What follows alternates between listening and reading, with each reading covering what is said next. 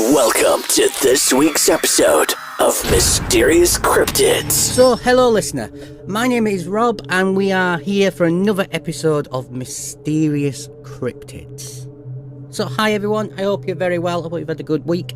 I've had a really good week. I've recently we're preparing to go for our next expedition, which is in the Cannock area of the UK. Now that area's got so many weird sightings. I mean, you've obviously got your paranormal stuff, you've got your UFO sightings that are often there as well, but there's a lot of reported sightings of cryptids there, dogmen type things and werewolf type things, and wild men's like Bigfoot type things. So we're actually preparing to go on our excursion to there, our expedition there, which I'm really excited for. I'm really looking forward to. We're going in next week, so I'm looking forward to that. It's kind of, we do a lot of expeditions. Well, I do a lot of expeditions in the summer months in the UK, because the winter months can be a bit grueling. And this year, obviously, as I mentioned before in previous episodes, we're going to America in October to go on a Bigfoot expedition. We're also going on a Loch Ness expedition. Next year, we're going to Sumatra to look for the Orang Pendek. So yeah, it's really exciting, and obviously there's a lot of locations in the UK that I want to go and have a look, and I'm going to go more than once. We've recently gone to the Forest of Bowland for the big cat and the wild man sightings up there.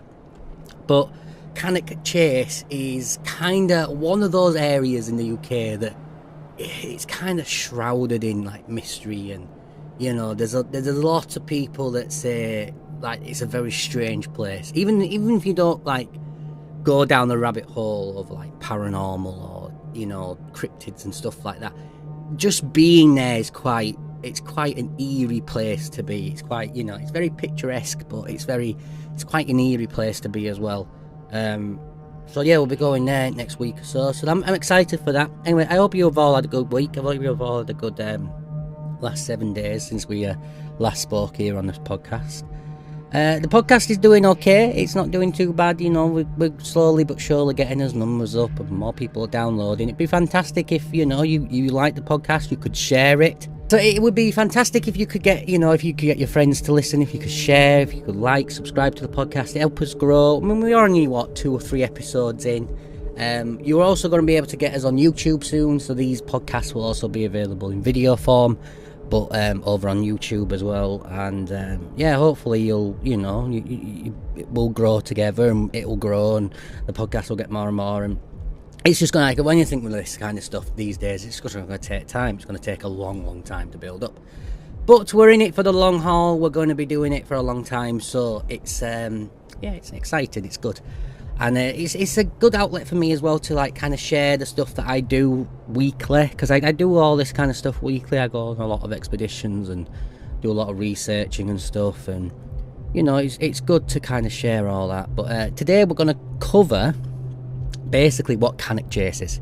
If you've never heard of Cannockchase, you're outside of the UK, you've never heard of it, or if you're around in the UK and you've never heard of these stories, I've managed to like compile some facts about the area, and I've also managed to compile like some stories and eyewitness testimony and stuff for the area, kind of surrounding the dogman and wildman sightings of the area, like the werewolf kind of sightings. And you'd be surprised how many sightings in Cannockchase there actually is. So, and we've touched upon this before, either everyone's lying or it's a hoax or whatever, but I don't know. I don't think everyone is lying. I think some people, maybe sometimes it's mistaken identity, but it can't be that all the time. And sometimes, especially when you're reading these stories, you talk to these eyewitnesses, you don't get the sense that they're lying to you. If you actually talk to these people, you don't get the sense that they're lying to you. Something, scared these people, or they were terrified of this thing that happened to them or whatever. And I find that I think anyone who just dismisses something without looking into it, or without researching it, or without any kind of science that does that, and I think unfortunately, I've mentioned this before in a previous podcast, I've got a background in science. I used to work in labs, I've been to university, I've done a science degree, I've got I've got education in environmental and earth sciences, so ecosystems, stuff like that. I used to work in labs, I used to work in molecular biology, So we used to test stuff, we used to do PCR testing and stuff like that. Really, it sounds really fantastic stuff. It was quite boring, was the lab work, but it paid the bills at the time. And I'd spent many years like kind of getting my education and stuff. So it was, it was part of my life. But and something I found very early on in the university setting was, science doesn't like things it can't explain. It does not like them, and if it comes across them, it tends to just want to cut it off. We're not talking about that. Or it can be quite dismissive. And I don't understand when that happened, because I read some brilliant books in university that, really shaped modern scientists and really shaped modern lecturers and stuff. And they really shaped how we do science. And then for some reason that just all stopped about 100 years ago. And then when you're in university, you're very much told or taught to copy pretty much in your own words. You're not allowed to plagiarise, but in your own words, to copy what's in the textbook that's in front of you. Don't think for yourself. Don't try and form your own thoughts. Just copy what was written 100 years ago and don't question anything. And it kind of got like that. Or at least it did when I was at university. And I hate that, because science should be a case of asking questions and not just being dismissive about it and just saying, no, don't, Bigfoot, don't give me a break, it doesn't exist, it's a man in a suit. They've proven it doesn't exist. Have they? Because I haven't seen any that they've proven it doesn't exist, or something like that doesn't exist. Because if anything, I've seen more evidence that it does exist, because something's running around making footprints, something's leaving hair samples, something is being seen by thousands of people every year all over the world. So something's happening, something's going on, and these legends are often centuries of years old. They go on for a long time. And some of it's folklore, yeah, of course it is, and some of it isn't right grounded in reality. Some of it isn't, but some of it is, I think. And I think there's more to the natural world than science sometimes feels comfortable with.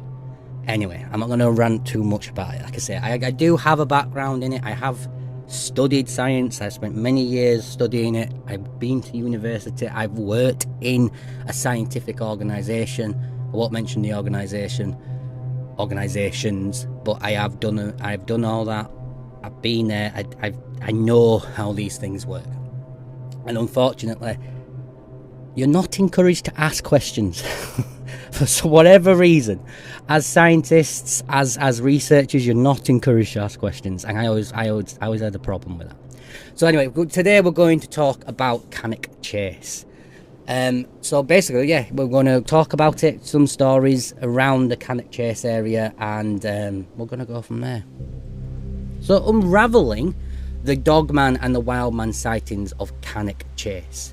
Well, Cannockchase is a picturesque area, as mentioned, and natural beauty in the heart of Staffordshire in the United Kingdom. It has long been a place of intrigue and captivity. Both locals and enthusiasts of the supernatural really herald this place as one of the places to go in the UK. It is renowned for its eerie atmosphere and rich folklore. This ancient woodland is shrouded in mystery.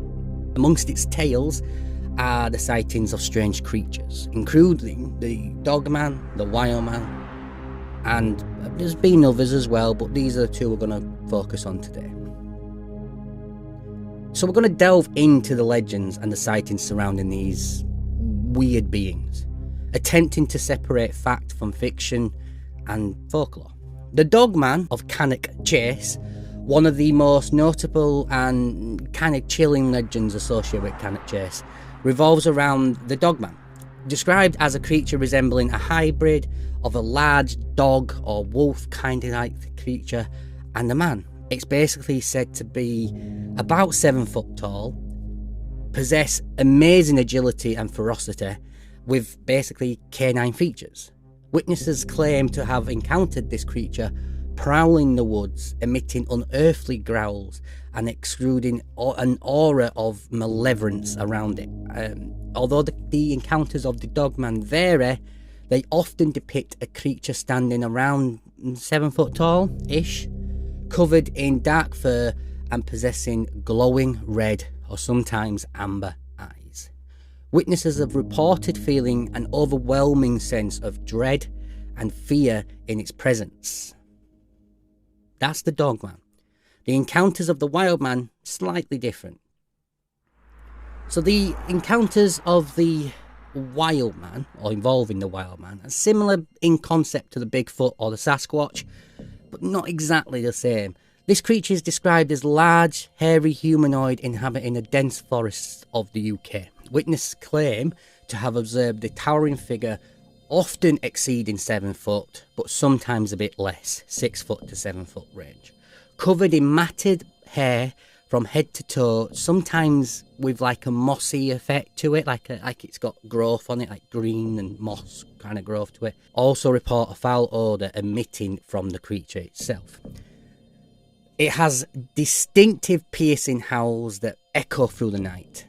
Some encounters suggest that the beings possess an uncanny ability to elude capture, so they're very elusive. Footprints have been left, and broken branches and other existence, like, you know, other DNA and other evidence of its existence. Skeptics argue that the sightings of the dogman and the wild man can be attributed to misidentifications, hoaxes, or an overactive imagination. Basically, they are nothing more than a prank. However, you know, believers maintain the fact that the witnesses must have seen something and go off the witness testimony, physical evidence, and the enduring folklore surrounding Cannock Chase, credibility to the existence of these mysterious creatures. Numerous investigators, cryptozoologists, and paranormal enthusiasts have ventured to the woods in search of evidence, just like we're going to in the next week or so. To support these claims, researchers employ an advanced technology, conduct extensive interviews, and scrutinise any potential leads to unveil the truth behind these sightings. Basically, Cannock Chase has carved out a unique image and like a persona of itself, like almost mystical and mythical in its aura that it has. The allure of these legends of the dogman and the wild man captivate the imaginations for even the people that don't believe or don't say that they've seen something. While the existence of these creatures remains unproven, the stories and sightings from the witnesses persist. So we're going to discuss some of the witness accounts, some of the, you know, the reports of what people have alleged to have seen. We're not going to be using all the people's real names because some people didn't want to leave their names. So, John, not his real name, a local resident, was an avid hiker and a nature enthusiast. One evening, while exploring a remote section of Cannock Chase, he found himself surrounded by an eerie silence. The birds had stopped chirping, the atmosphere felt very heavy and an unexplainable sense of kind of foreboding. As John walked deeper into the woods, he noticed movement out of the corner of his eye. A lot of witnesses say that's how it starts. Turning his gaze, he was met by a chilling sight. Standing approximately 7 feet tall, covered in dark, matted fur and possessing piercing amber eyes, a creature unlike anything he had ever seen was staring back at him. Something had frozen him in fear. John watched in disbelief as the creature let out a bone-chilling growl. Its elongated canine-like snout, showing a very menacing display. The creature's powerful hind legs resembled that of a canine, but kind of human also. Its upper body retained a distinctly humanoid shape. The stench of damp fur and decay filled the air, intensifying the sense of terror that gripped him. John, unable to move or look away, felt an overwhelming surge of primal fear coursing through his veins. The creature took a few slow, deliberate steps towards him, its eyes never leaving his gaze. Sensing danger, John's survival instinct kicked in, and he managed to break free of his paralysed state. He turned and fled, as fast as his legs would take him, the creature's haunting howls echoing throughout the woods behind him. Shaken and bewildered, John shared his harrowing encounter with friends and local authorities. While some dismissed his account as a product of an overactive imagination or a misidentification altogether, others had ventured into the Cannock chase in search for answers, found themselves captivated by the consistency and the eeriness of his story. John's encounter, like many others, continues to fuel speculation and curiosity around the existence of the dogman in Cannock chase. While skeptics urge caution and critical analysis, those who have experienced such encounters firsthand find themselves forever changed, forever questioning the boundaries of the known and the unknown in this mystical woodland. Moving on to the encounters of the woodman, or the wildman, sometimes known as that. Cannock chase, or Cannock chase werewolf, as it's sometimes known, although it's considered as folklorish, and it has captured the attention of locals and visitors alike. According to the reports in the late 1980s and early 1990s, numerous of individuals claim to have witnessed a strange creature resembling a werewolf or a large hairy humanoid. But there's more towards they lean more towards the woodman or a Bigfoot kind of like creature. So some people are seeing these terrifying werewolf dogman like things, and some are seeing something that's more human in appearance, a bit more like a Bigfoot. One particular encounter involved a group of friends who were camping in the area. Late at night, they heard a strange growls and rustling noises coming from the surrounding woods. As they investigated, they caught a glimpse of what appeared to be a towering, hairy figure with piercing red eyes lurking among the trees. Terrified, they hastily retreated to their campsite and decided to leave the area immediately. Despite numerous witnesses' accounts and local legends, the existence of the wild man in Cannock chase remains unverified. These campers actually go a bit further into this story, and again, I don't want to use their names because they've always said they don't want the names using. But one camper in particular, when they went back to the campsite, kind of like for safety, there's fire around, and the noises had subsided a bit, the ruckus had stopped a bit, and they were kind of discussing what had just happened, what has gone on here, what have we just seen, what have we just witnessed. And time had lapsed, nerves and I'd calmed down a little bit, and all of a sudden, one of the campers is lifted off the ground.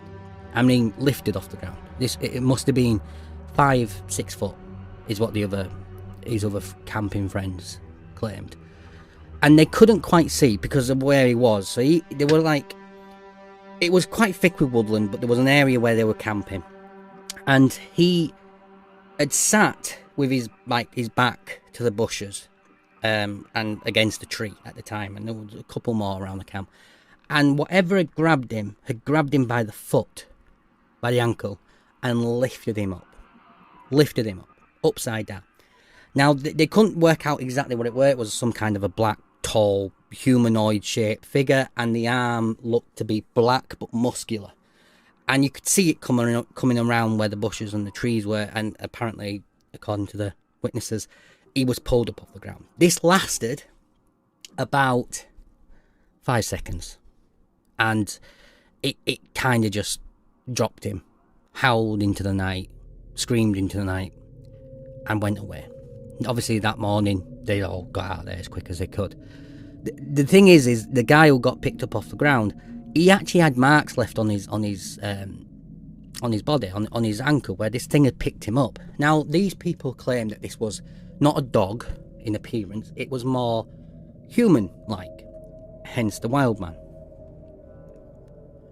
So these people are seeing something, or either that, or everyone is lying, or everyone is wrong. And you've got to bear in mind, it always reminds me of things like the giant squid, right? The giant squid was nothing more than, stories of the Kraken, the giant squid that could take down ships, and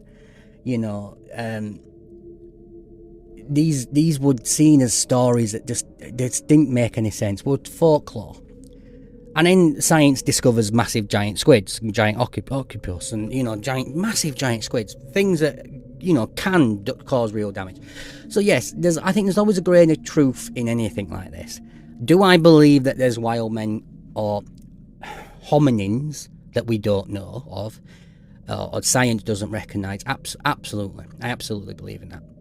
And I've discussed that before. I do believe that Bigfoot exists. I do believe that things like the orang pendek exists. Absolutely. There is absolutely the habitat for it.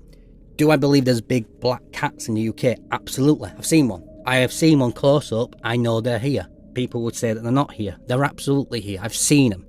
So for me, I always like to take these eyewitness accounts face value. So like, if somebody's telling me that, and you kind, I mentioned at the beginning of this podcast, you kind of do get a feel from the people when they're telling you these stories. You kind of get a feel that when people are bullshitting you, you can kind of know. You do enough of them, and you definitely know. And I don't get that off a lot of them. When people tell you their story, I think they're just telling you their story. They're just repeating what happened to them. They don't know half the time. They don't want to get scrutinised. These people didn't even want to include their names, and they don't want to include their names because they don't want people to ruin their lives by saying, oh no, they're crazy, or or they're lying, or they're hoaxing. They don't want that. They don't want the attention, but they feel like this extraordinary thing has happened to them, and they have to get it off their chest. So they tell people, or they try to tell people. So the people of that kind of thought, and skeptics and very skeptical, they kind of think that everything's been discovered. Everything. We know everything. And the reality is we don't. We know more about the surface of the moon than we do our own oceans. We don't know everything. We just simply don't. And the fact that if you talk to anyone who goes out in the wild, I mentioned this again before, I will always harp on about this. You mention to anyone who goes out in the wild, often, the wild is massive. There's no other way for me to explain. It's huge. Even in a smaller country like the UK, you're 20 minutes out of a major town or city and you're in the countryside, you're in the middle of nowhere. And people don't quite understand how vast forests and woodland and these areas of natural beauty, they don't quite understand how big they are. They don't quite understand how big they are. Because people, for the majority of people, they live in towns, cities. They've got one place of work, they've got a few places where they go to have their meals and nights out, and they meet their friends and they go to the same towns, and that's most people. Most people do that. So they don't quite grasp the vastness of wilderness. I mean, it's massive. The world is huge. You've ever travelled anywhere in the world, you realise how long it takes you. You know how fast the plane flies? It's 500 miles an hour. But it takes you 4 hours to get from here to anywhere. And it's because the world is huge, it's massive. So there is the habitat, there is the space for these creatures. And for these people that have, had these encounters, I think they're incredibly brave for coming forward. I mean, I would have been terrified. Had I been these campers, I camp a lot, weekly. Most weeks, especially in the summer, I camp weekly. And if that would have happened to me, somebody had picked me up by the ankle, I would have been terrified. I don't think I'd ever want to go back out into the wild again. Ever. So I love camping. I spend a lot of my time camping. I spend a lot of my time outdoors. Something like that would have happened to me, I would have been terrified. I would never want to have gone back out into the wild and done that again. I've mentioned this before. I've seen a big black cat in the UK. Now, I have made it my life's purpose to capture one on film. I want to be able to say, look, I am not lying to you. This is what I saw. Because although my friends and everything else, family, did believe me, because obviously I am telling the truth. It's what I saw. But I want to be able to prove it and say, look, there's a video. There's a very clear video of a big black puma type panther thing running across there. Or it's very clear. It's not blurry. Or I've made it my mission to capture this thing on camera. That is what I want to do. So I even with that in mind, I think if anything had grabbed me by the ankle and pulled me 6 foot off the floor, I think I would have been very hesitant to go back out. So I don't get the feeling from these people that they were lying. I just don't. Anyway, so this week we've touched upon the mysterious and the mythical, the mythical woodland of Cannock's Chase. We're going there very soon ourselves. Obviously, when we go, we find all, we take all our equipment and we find any evidence. We will share that with you here on the podcast. We are also gonna have the YouTube channel up and running very soon, and there's also the website. So we'll share all that. If you want to go visit our website, it is cryptidresearch.com. There's a database on there of cryptid sightings and stuff like that. There's a blog on there where I write blog posts and stuff. Some of the scripts for the podcast go up there as well. There's obviously the podcast on there as well as, do. But we're also working, and it's more or less done. It is more or less done. But there's just a couple of things I want to touch upon it. But we're also working on a free course, completely free course on cryptozoology. It's going to be an introduction to cryptozoology and how you can take part in it, how you can do it in a scientific way, how you can record all your findings in a scientific way, so that you can present it scientifically, and you can go in it with a open and clear kind of view of what you want to do and the result, and getting your results and then presenting your results in a scientific way. So I'm going to use my background knowledge in science and my studies of science and stuff, and I'm going to try and put that with cryptozoology, which is what I love, and we're going to create a course on it. And it's a completely free course. Once it's available, you'll be able to get it on our website. Completely free, don't cost a penny. It's just there, so I think it's a good tool for people to educate themselves on how they can start taking evidence and how they can start gathering evidence for themselves. As always, you want to contact the show, you can contact me directly. It is info@robbray.net. That's probably the best way to get hold of me. There's also the bcro@yahoo.com. That is our organisation, the organisation of Cryptid Research Organisation, which is us. The podcast is a part of that, is an extension of that. If you want to contact the organisation, that's the way to do it. If you want to contact me with a story, or you want to get on the podcast, you want to talk, or you've got a book you'd like to sell, kind of not sell, but get across, and I suppose sell, end of the day when you make money and everything else. But you got a book that's on the topic of cryptids that you think might be of interest, get in contact with us. We're happy to share our platform with you so that we can just talk and have a discussion about cryptozoology. We can just do that and just have a general chat about it. Anyway, I'm going to leave that there. As always, thank you for listening. Thank you for joining me in this podcast. I'll be back again next week where we'll do another episode on another topic.